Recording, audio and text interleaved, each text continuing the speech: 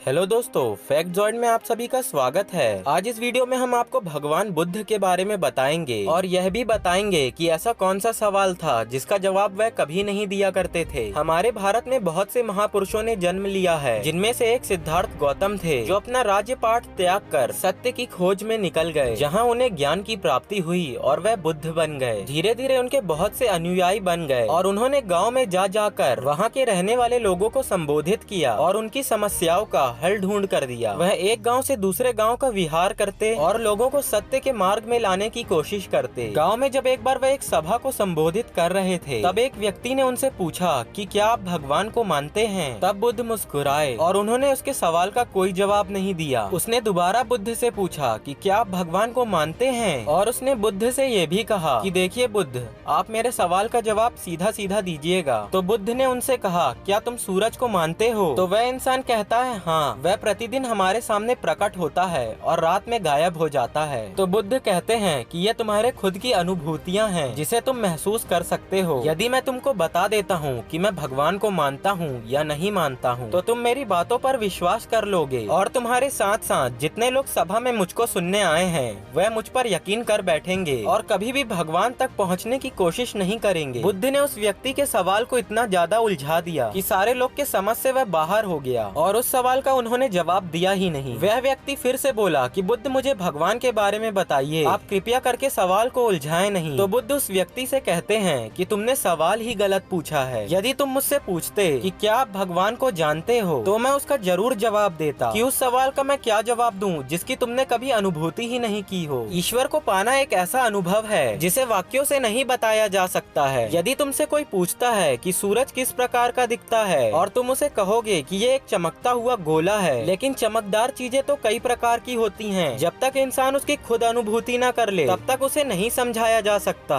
ठीक उसी प्रकार ईश्वर हैं। जब तक व्यक्ति उनकी खुद से अनुभूति न कर ले, तब तक उन्हें नहीं समझ सकता। तो इस प्रकार बुद्ध इस सवाल को टाल दिया करते थे। तो दोस्तों, आशा करता हूँ कि आज का वीडियो आपको पसंद आया होगा। अगर वीडियो अच्छा लगा हो तो वीडियो को लाइक करें और चैनल को सब्सक्राइब करें। धन्यवाद।